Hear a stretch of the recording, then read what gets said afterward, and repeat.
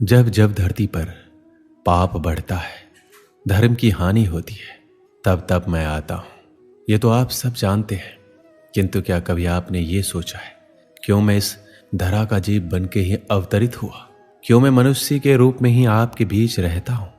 आज बताता हूं। संसार में पाप और पुण्य संतुलन में चलते हैं, किंतु जब पाप सीमा से आगे बढ़ जाता है, मुझे यहां आना ही होता है। कारण ये है कि आप मुझे भुला देते हैं। चौंकिए मत, मैं आप में ही बसता हूं। बस आप स्वयं के भीतर बसे परमात्मा को भूलने लगते हैं, इसलिए मुझे आना पड़ता है। आपको ये बताने की सारी शक्ति आप में ही समाहित है। पर आप क्या करते हैं? मेरा सम्मान करते हैं, मुझे पूजते हैं, मुझसे शक्ति मांगने लगते हैं, भांति भांति की इच्छाएं मेरे सामने रखते हैं। मुझे आपकी श्रद्धा से कोई आपत्ति नहीं है, मुझे आपत्ति है उस भाव से जो आपको दुर्बल बनाता है। परमात्मा में श्रद्धा रखिए, किंतु स्वयं की आत्मा पर भी विश्वास रखिए, क्योंकि इस संसार में ऐसा कुछ भी नहीं है जो आप नहीं कर सकते। हर नर में नारायण बसते हैं, हर नारी में लक्ष्मी। तो पहचानिए अपने भीतर के नारायण को और बदल दीजिए समय के इस चक्र को।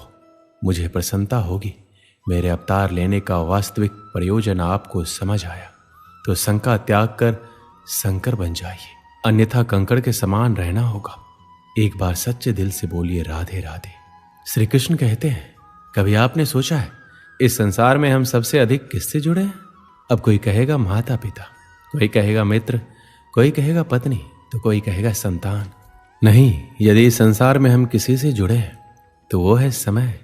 समय ही हमारा भूत है, समय ही हमारा वर्तमान है और समय ही हमारा भविष्य है।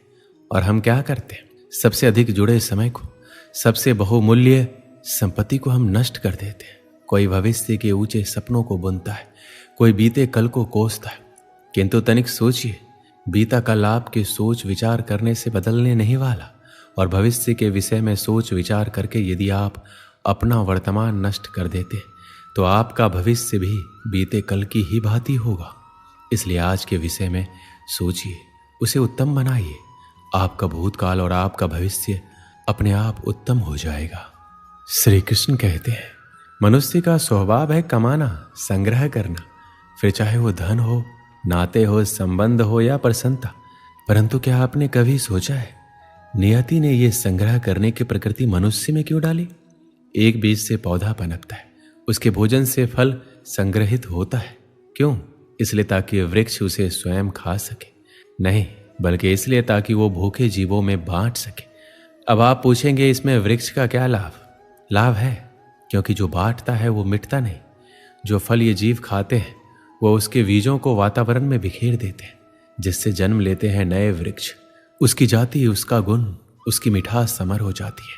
इसलिए याद रखिए, अमीर होने के लिए एक एक क्षण संग्रह करना पड़ता है, किंतु अमीर बनने के लिए एक एक कण बांटना पड़ता है। श्री कृष्ण कहते हैं, संसार में सबसे बड़ी शक्ति क्या है? अब आप में से कुछ कहेंगे शस्त्र की, कोई कहेगा बुद्धि की, तो कोई कहेगा बल, किंतु ये सब अधूरे हैं। संसार में सबसे बड़ी शक्ति है मित्रता। यदि सच्ची मित्रता प्राप्त हो जाए तो वही सबसे बड़ा धन है। जब आप कठिनाइयों में होंगे तो मित्रता शस्त्र बनकर सहायता करेगी। मार्ग भटक जाओगे तो मित्रता शास्त्र बनकर आपका राह दिखाएगी। षड्यंत्र में फंस जाओगे तो बुद्धि बनकर बाहर निकालेगी। अकेले हो जाओगे तो ममता बनकर साथ निभाएगी। तो यदि इस संसार में कुछ कमाना है तो धन नहीं, मित्रता कमाओ। स्मरण रखिएगा, यदि इस संसार में मित्रता बनाना आपकी सबसे बड़ी दुर्बलता है तो आप इस संसार के सबसे शक्तिशाली प्राणी हैं। श्री कृष्ण कहते हैं, जब से मनुष्य जाति का अस्तित्व बना है तभी से युद्ध भी अस्तित्व में आया।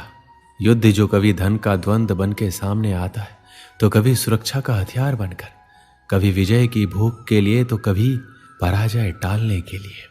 किंतु वास्तविकता तो ये है, यदि आपको आगे बढ़ना है तो बाधाओं से युद्ध तो करना होगा, परंतु युद्ध के लिए सज्ज रहना इतना महत्वपूर्ण नहीं जितना महत्वपूर्ण है ये समझना कि युद्ध को टाला कब जा सकता है। क्योंकि सबसे सफल युद्ध वही होता है जो कभी लड़ा ही ना चाहे। आप युद्ध में विजय प्राप्त करके स्वयं का मान तो बढ़ा लोगे, किंतु अपना बल खो दोगे। इसलिए जहां तक हो सके युद्ध को टालो, इस शक्ति को संग्रहित करो, ताकि जब ये युद्ध धर्म बन के सामने आए आप उसे पूरे बल के साथ लड़ सको।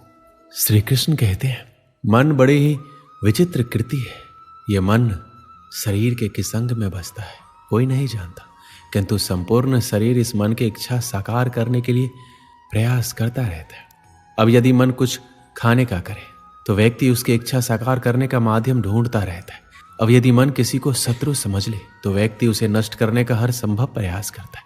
अब यदि मन किसी से प्रेम करे तो उसकी प्रसन्नता के लिए हर सीमा लांघने के लिए सज्ज रहता है। परंतु जीवन सुखद हो इसके लिए यह आवश्यक है कि मन खाली रहे, जैसे एक बांसुरी की भांति। भीतर कुछ भी नहीं, ना राग है ना द्वेष, तब भी तार छेड़ने पर स्वर निकलता है। इसी प्रकार मन को भी भावनाओं से मुक्त रखना आवश्यक है। स्मरण रखिए, मन में कुछ भर कर जियोगे तो मन भर के जी नहीं पाओगे। श्री कृष्ण कहते हैं, एक पिता के लिए उसकी संतान गर्व है, उसका अहंकार है, और संतान के लिए उसका पिता उसका आदर्श, उसकी प्रेरणा। बिना कहे पिता संतान की हर इच्छा समझ जाता है और उसे पूरा करने की चेष्टा करता है। दूसरी ओर संतान सदैव प्रयास करता है कि अपने माता पिता को गर्वित करता रहे, किंतु यह बंधन है एक स्थान पर आके टूट जाता है, तब जब संतान स्वयं की इच्छा से अपना जीवन साथी चुनना चाहे। क्यों? कारण है संवाद की कमी। जब बात आती है संतान के विवाह की तो माता पिता सोचते हैं इसमें संतान से पूछना क्या, हम उसके लिए कुछ अनुचित तो चाहेंगे नहीं, और संतान का यह मानना होता है कि उसका भविष्य चुनना उसका अधिकार है। दोनों आपस में दुखी रहते हैं, किंतु बात कोई नहीं करता। होना यह चाहिए कि माता पिता को स्नेह के साथ संतान की इच्छा समझ लेनी चाहिए और संतान को उसी विश्वास के साथ माता पिता को विश्वास में ले लेना चाहिए। एक बार संवाद करके देखिए, वर्तमान और भविष्य दोनों ठीक हो जाएंगे। श्री कृष्ण कहते हैं, हम में ऐसा कोई नहीं होगा जिसने वृक्षों को नहीं देखा होगा, वृक्षों पर पक्षियों को ना देखा होगा, इनके घोंसलों को ना देखा होगा, इन पक्षियों को अपने छोटे छोटे बच्चों को भोजन कराते ना देखा होगा। ये संसार का सबसे ममत्व वाला दृश्य होता है।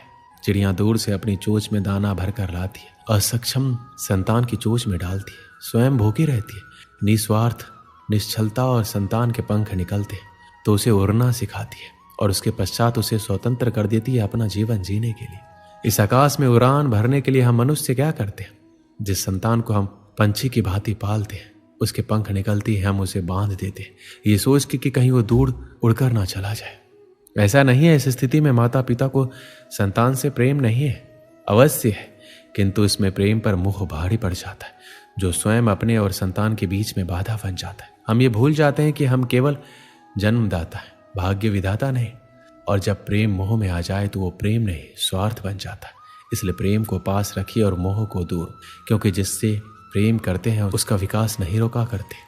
बरसात के दिन आने वाले थे। चिड़िया का एक जोड़ा घोंसला बनाने के लिए पेड़ तलाश कर रहा था। उड़ते उड़ते वह जोड़ा एक नदी के किनारे पहुंचा। वहां कई पेड़ लगे हुए थे। उन्हें वह जगह अपने लिए उपयुक्त लगी। एक पेड़ के पास जाकर वो विनती करने लगे, बरसात के पहले हमें अपना घोंसला बनाना है, कृपया करके हमारी मदद करें। अपनी एक टहनी पर हमें घोंसला बनाने की अनुमति दे दें। पेड़ ने उन्हें इनकार कर दिया। पेड़ के इनकार से चिड़िया के जोड़े को बहुत बुरा लगा। जाते जाते वो बोले, इतना अहंकार अच्छा नहीं है, एक दिन तुम भी टूटोगे और तुम्हारा अहंकार भी। पेड़ कुछ कह पाता उससे पहले वो उड़ गए। उड़ते उड़ते वो नदी के पास स्थित जंगल में पहुंचे। वहां एक पेड़ से घोंसला बनाने की अनुमति मांगी। पेड़ सहर्ष तैयार हो गया। चिड़िया का जोड़ा उस पेड़ पर घोंसला बनाकर खुशी खुशी रहने लगा। बरसात का मौसम आ गया, लेकिन अब वो दोनों अपने घोंसले में सुरक्षित थे। एक दिन आंधी तूफान के साथ घनघोर बरसात हुई और वह पेड़ टूट कर गिर गया, जिसने चिड़िया के जोड़े को अपनी शाखाओं पर घोंसला बनाने की अनुमति नहीं दी थी। तूफान थमा और बरसात बंद हुई तो चिड़िया का जोड़ा नदी के पास पहुंचा।